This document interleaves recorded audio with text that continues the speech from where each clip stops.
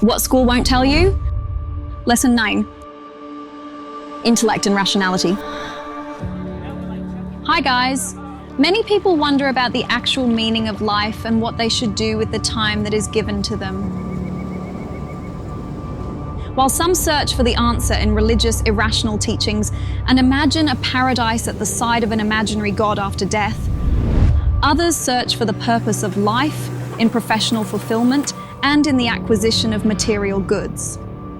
A large number of people on Earth also feel the urge to leave some kind of mark on human culture and society.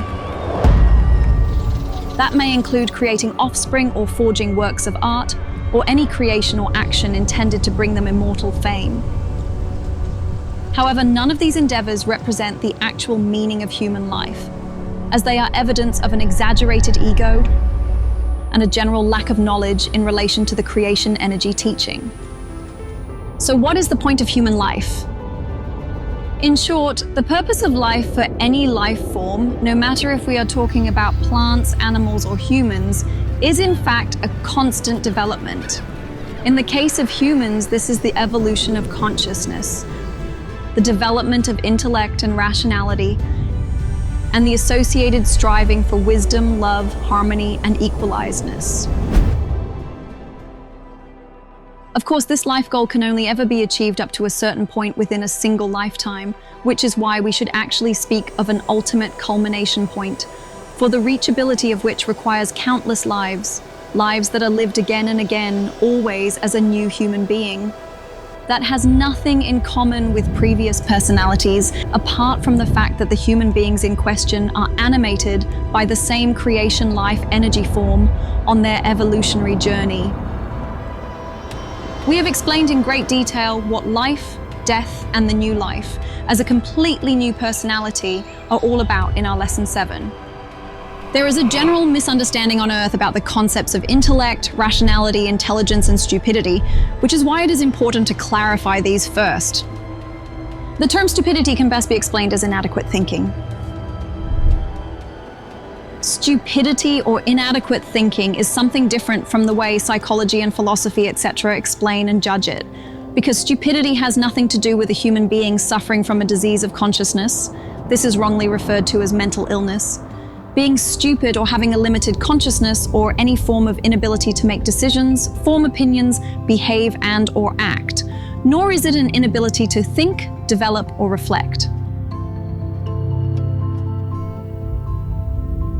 Even a human being who has fallen prey to stupidity is perfectly capable of devoting themselves to certain areas of knowledge, any number of professions and activities, and all kinds of development-related things.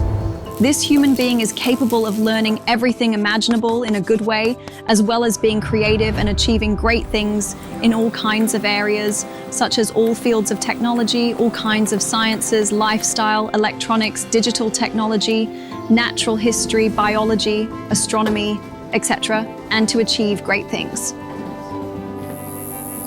A human being who has fallen prey to stupidity is usually absolutely normal in the sense of the human sane norm of consciousness, as a result of which he is usually of a normal nature and type in terms of consciousness.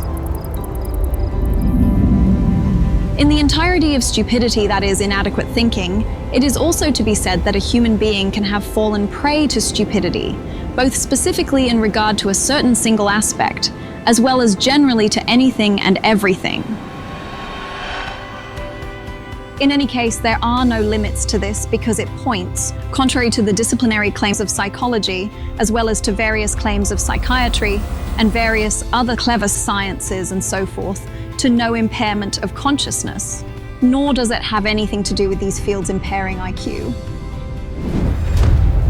The IQ is actually completely nonsensical because it cannot be used to test and evaluate intelligence in any way whatsoever, but only the processed, learned, and memorized knowledge and the associated combination aspect of the respective human being, which is generally called intelligence. This intelligence that must be repeatedly explained corresponds only to a learned and memory-based stored knowledge, which, however, has absolutely nothing to do with the intellect, and thus nothing to do with the intelligentum, being intelligent, and consequently also nothing to do with intelligence.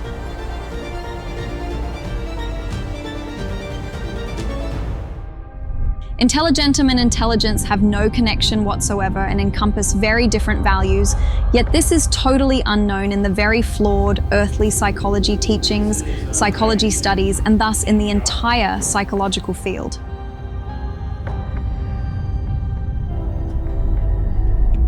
Consequently, intelligence has been equated with intellect and intelligentum, and with being intelligent for a very long time.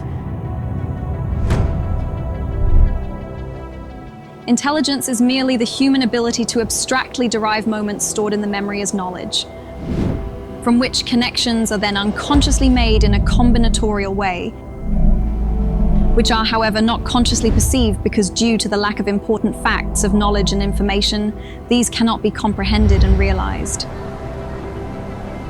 That, however, has in no wise anything to do with intelligentum or being intelligent, because intelligence corresponds solely to the knowledge and the combinatory aspect, combining factor and the stored knowledge of humans, as well as the fact that certain knowledge values are brought together through these, and the resulting connections may be perceived and named, but can't be processed and therefore cannot be understood because it is solely a matter of knowledge-based information. However, something completely different from intelligence, that is to say, the intelligence value, which is measured as IQ, that is, the value of knowledge and the combining factor, is a matter of so-called intelligentum, that is to say, being intelligent. Intelligentum embodies a person's ability to think abstractly through intellect and rationality and to derive purposeful action from this. Consequently, intelligentum, or being intelligent, does not merely reflect a specific knowledge of certain things and values that are expressed, as is the case with intelligence, but intelligentum is the foundation of the actual aspect of the high values of logic or logicalness in relation to the development of intellect and rationality.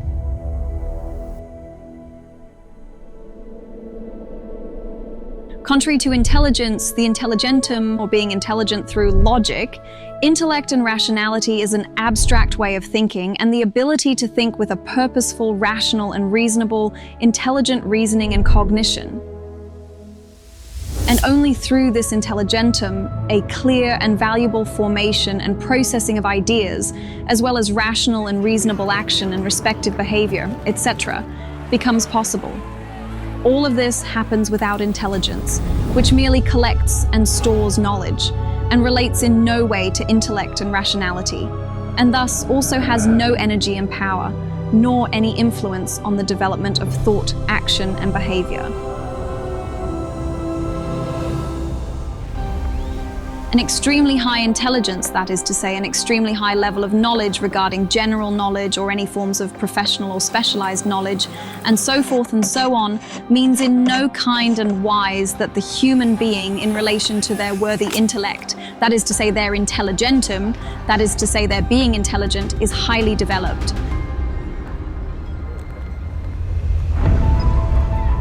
The benefit, implementation, and utilization of any cognition, ideas, developments, and planning, and so forth, can namely occur solely and exclusively by means of the intellect and the rationality. That is to say, through the functions laid down for this purpose, whereby these values cannot, however, be measured in the form that is practiced with regard to the senseless and almost imbecilic intelligence quotient.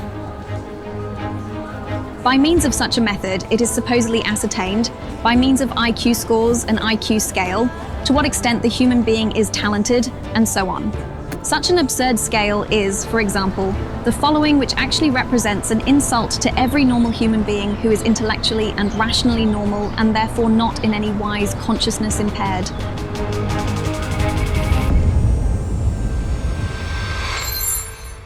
IQ percentage of the population. A value above 130 can be found in 2.1% of the population and designates them to be a genius. 130, 2.1% means highly gifted. From 121 to 130, 6.4% is gifted. 111 to 120, 15.7% indicates an above-average intelligence. 90 to 110, 51.6% means average intelligence. 80 to 89, 15.7% is merely below average intelligence. 70 to 79, 6.4% means mentally retarded.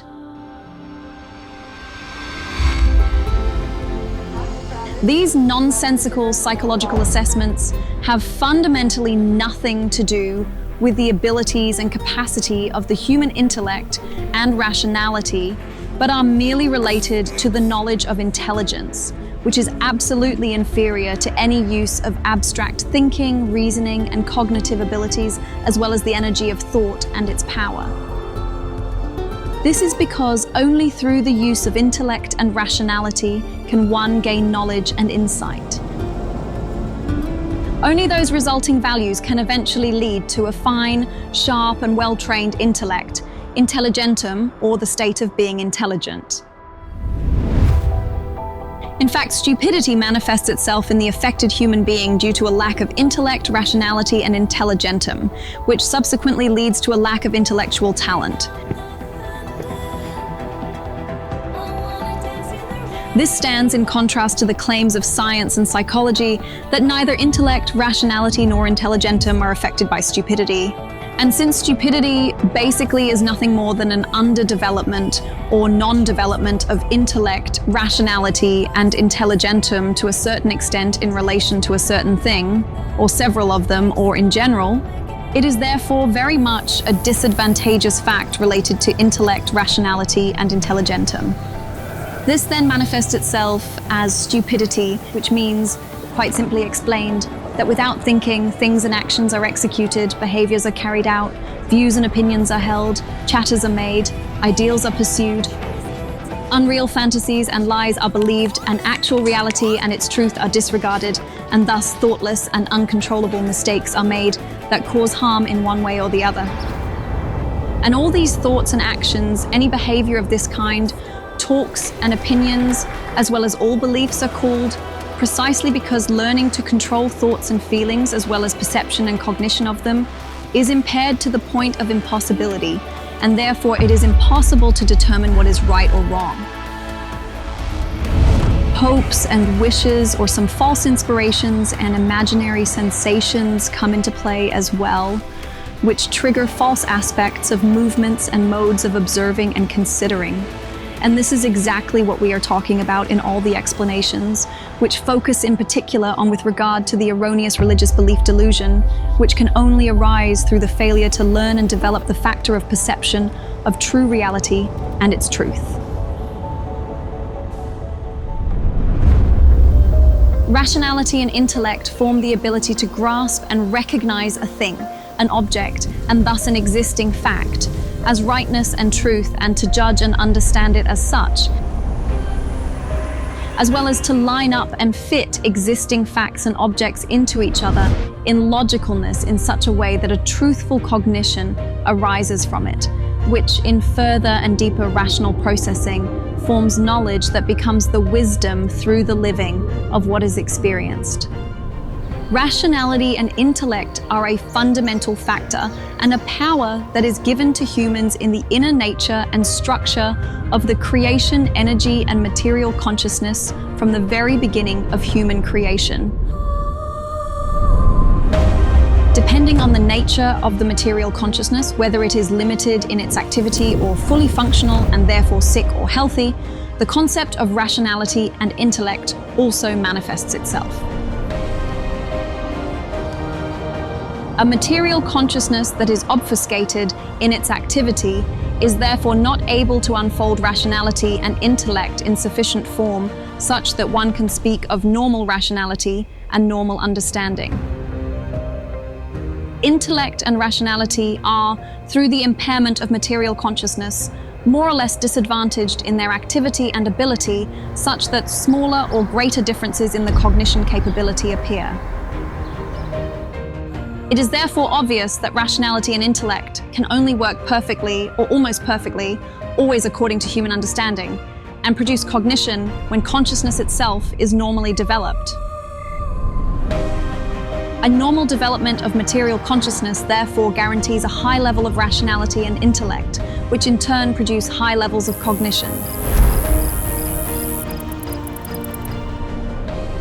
A less highly developed consciousness, or one that has been disturbed by illness, is only able to generate low-level cognition according to its level of development.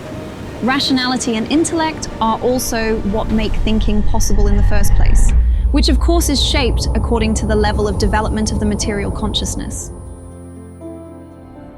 Depending on the development of consciousness, the latent powers of rationality and intellect are slowly released and continue to develop together with consciousness.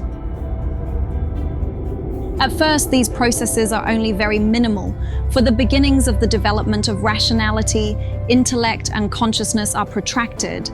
However, the more rationality, intellect, and consciousness develop, the faster everything progresses, precisely because rationality and intellect and consciousness become ever more powerful and active, resulting in the first primitive thoughts and thought sequences that are nurtured and further developed by consciousness and rationality and intellect. This is how the evolution of consciousness, rationality, and intellect takes place.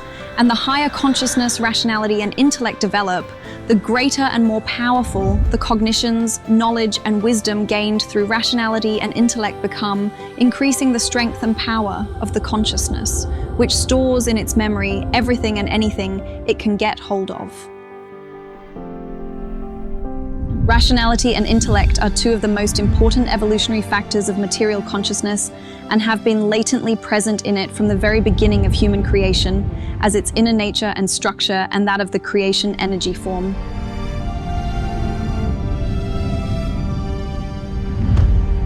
Rationality, intellect, and consciousness are interrelated and develop naturally, so that intellect and rationality develop from the latent presence of intellect and rationality in consciousness by gaining cognitions through the two factors which they are able to grasp and process. Subsequently, knowledge and wisdom are generated from this, and the entire results are passed on to the consciousness as reality, whereby this increases in its strength and power, and in turn raises the factors of rationality and intellect to higher positions. Rationality, intellect, and consciousness are thus interdependent and mutually supportive. In the initial period, the consciousness is still fallow and unknowing, and practically a blank slate, which is only written on in the course of life, through which cognitions, the knowledge, and the wisdom develops by means of the intellect and rationality. This means that consciousness acquires and maintains all cognitions and perceptions, all knowledge and all wisdom through rationality and intellect, and is only able to form its strength and power in this way.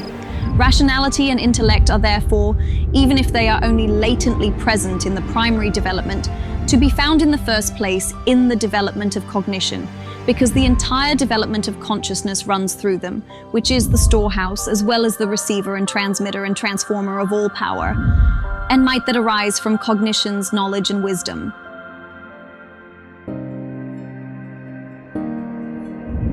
Rationality and intellect thus develop from their state of latent ability out of consciousness and register all perceptions of creation, energetic, physical, consciousness-based, thought-based, sensibility-based, intuition-based, action-based, and purely material objective form, from which cognitions, knowledge, and wisdom then result, which are received by the consciousness as reality, with which it then continues to work together with rationality and intellect, creates thoughts, and uses its power and might to produce certain processes, actions and deeds, and further thoughts, as well as psychological reactions, etc. Cognition is therefore not a skill and ability already fully developed in the form of creation energy and in the material consciousness, but only a latent ability. In other words, it is a talent that must be brought to acute activity in the interrelationship of intellect, rationality, consciousness, through the perception, comprehension, and logical following of objects in perceptual form, as a result of which it continues to develop and perfect itself. This process increases, on the one hand, the ability to perceive and process. It also increases the logic and the range of perception, comprehension, and logical following of rationality and intellect, and, on the other hand, the power and might of consciousness and its application. There is no doubt that all cognitions ensue from perceptions that are based in the senses. The senses take in perceptions that can come from all realms of matter and therefore from both the coarse material and the fine material areas. These perceptions are absorbed and processed by the intellect and the rationality of the consciousness, whereby our own ideas also emerge from them. Comparisons and connections are created, from which cognition is then born, which is stored latently as a fundamental ability in the block of rationality, intellect, consciousness, and is activated by the appearance of perceptions and stimulated to activity and development.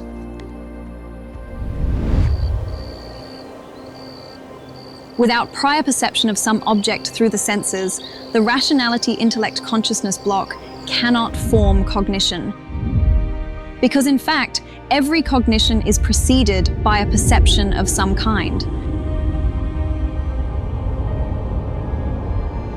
If we take, for example, the burning of a hand in the purely material realm, then we can see that here too, cognition is preceded by perception. If one moves a hand close to a fire, then the senses register the perception of heat emanating from the fire and pass this perceptual information on to the rationality, intellect, consciousness block, which immediately begins to process the information received. If the hand is now brought even closer to the fire until the heat hurts, then this perception information is also immediately passed on to the block of rationality, intellect, consciousness, and leads to the cognition that the fire is hot and the heat causes pain when you enter its area of influence. A fact that the block of rationality, intellect, consciousness recognizes from perception and turns into cognition before the experience follows, which first occurs mentally through pure imagination from the cognition and the knowledge that painful burns occur if the hand is held in the fire despite the cognition. If the hand is held in the fire despite the warning knowledge intentionally or unintentionally, then the knowledge of the correctness and truth of the cognition arises.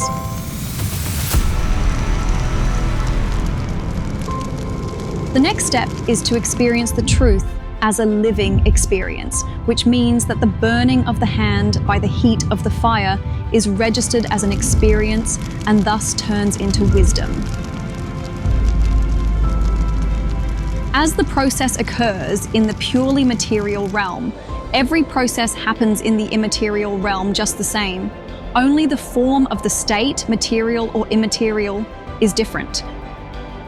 So if immaterial perceptions, impulses are directed to or received by the block of rationality, intellect, consciousness, then the same process and development of cognition occurs as it does with perceptions, impulses from the purely material realm.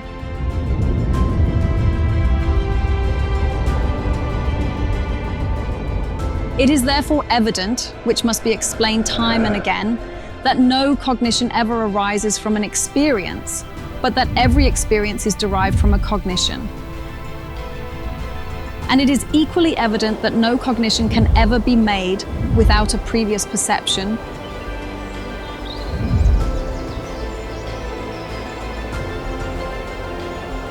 because each and every realization is based on a perception of some object, which can be immaterial as well as material, and have forms such as thoughts, pain, love, hate, feelings, emotions, actions, deeds, intuitions, ideas, coarse material objects, matter, sensations from the realm of the creation energy, and so on and so forth. In truth, experience is not the epitome of living experience, but the epitome of an ordered connection of ability, mastery, skill, dexterity, practice, maturity, confirmation, realization, implementation, routine and applied knowledge, emerging as the previous insights based on perception, cognition, and knowledge. Thus, perception, cognition, and cognizance develop into cognition, which then develops into knowledge, which then develops into experience, which is referred to as living of what is experienced in the creation energy teachings. Wisdom is then formed from experience. This applies to the immaterial as well as the material realm of life, whereby only the word concepts and word values are different. If, for example, wisdom is spoken of in the immaterial realm, then the value of skill perfection, perfect skill, etc. applies to the material realm. The term inner experience refers to everything immaterial and to the inner ability and mastery, to the inner skill, content comprehension, practice, maturity, confirmation, realization, implementation, and routine, as well as to the applied knowledge of all inner cognition that results from thoughts and fine spiritual perception, feelings, intuitions, and all conceivable possible impulses in perceptive form, whereby these perceptions of a fine material nature are considered fine material objects of perception or things. The developmental process and working sequence of all cognition of a fine material and coarse material nature to be made takes place through the block of intellect, rationality, consciousness, whereby only the type of perception and the type of experience are different. The coarse material experience takes place as an external experience, while the fine material experience only takes place internally. Fundamentally, however, the same working or processing procedure is required for cognition and the attainment of wisdom in both the fine material and the coarse material, which is carried out by the block of rationality, intellect, consciousness. Hence, rationality, intellect, consciousness process the fine material as well as the coarse material according to the following pattern. 1. Perception, thing, object, sensory impressions, seeing, intuitions, thoughts, fine spiritual perception, feeling, and so on and so forth. 2. Recognition, recognizing, understanding, recognition of the perception as well as its type of cognition, and grasping content. 3. Cognizance, awareness of all facts of perception and their further processing. 4. Cognition, processing of results and recognition of results. Conceptual clarity, understanding, ability to judge, clear-sightedness, insight, conviction, recognition of logic. 5. Knowledge, cognition of truth and certainty of truth, application of logic. 6. Experience, ability, mastery, certainty, skill, routine, practice, maturity, experience, confirmation, realization, implementation, applied knowledge.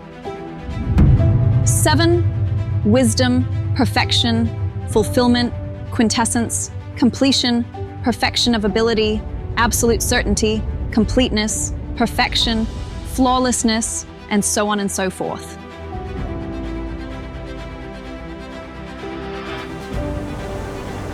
Experience can be gained in purely coarse material form as well as in fine material form, which means that, on the one hand, inner experience can be acquired solely through the activity of rationality, intellect, consciousness on the basis of the acquired inner experience or knowledge, while, on the other hand, experience can also be gained simply by manual labor in the coarse material realm, which is also deposited in the block of rationality, intellect, consciousness.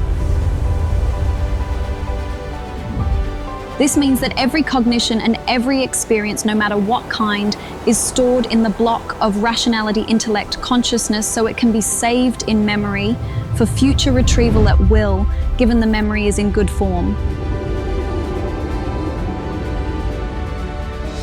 In further recognition, however, it is also evident that rationality, intellect, and consciousness are responsible in the same way and with the same power for the fine material, as well as for the coarse material development block.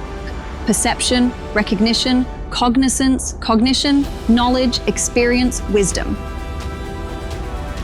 Probably the best example of the fact that every experience results from a cognition and not a cognition from an experience is the following illustration of when one studies a profession. 1. Perception, career view, career choice. 2. Recognition, professional circumstances, professional material, etc. 3. Cognizance, vocational knowledge, vocational apprenticeship. 4. Cognition, vocational training. 5. Knowledge, final examination. 6. Experience, living experience, socialization, internship. 7. Wisdom, relatively accomplished ability, perfection, absolute certainty, mastery, etc. This example illustrates beyond a shadow of a doubt that every experience results from a cognition or knowledge and skill if these are applied in a practical course.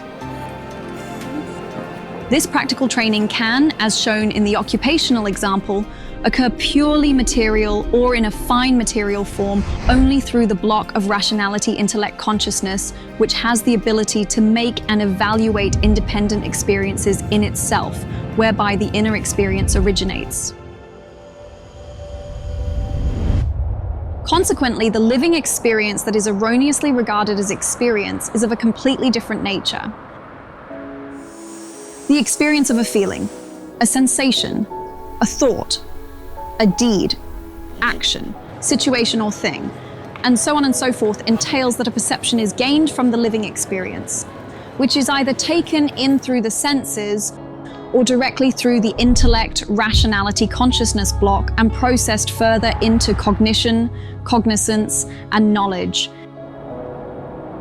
The fundamental facts that precede the perceiving are thereby held in the following values: undergoing, enduring, suffering, happening, befalling, mentally feeling, seeing, hearing, smelling, tasting, loving, perceiving in a fine fluidal wise, noticing, realizing, sensing, being patient, bearing, joy, hate, cheerfulness, happiness, blissfulness, pleasure, and so on and so forth. Recognition, comprehension. Recognition collectively represent a single value which, in the formation of cognizance, plays the important role within the rationality, intellect, consciousness block of ensuring perceptions are acknowledged in their true value as specific facts. The fundamental task and result of recognizing, comprehending recognition are to be understood as follows: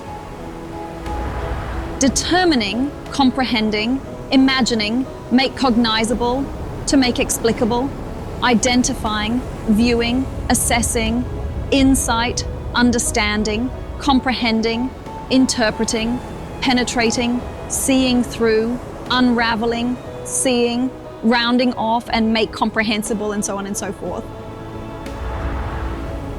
Cognizance in the developmental process of cognition is that important factor which contains and further evaluates the following: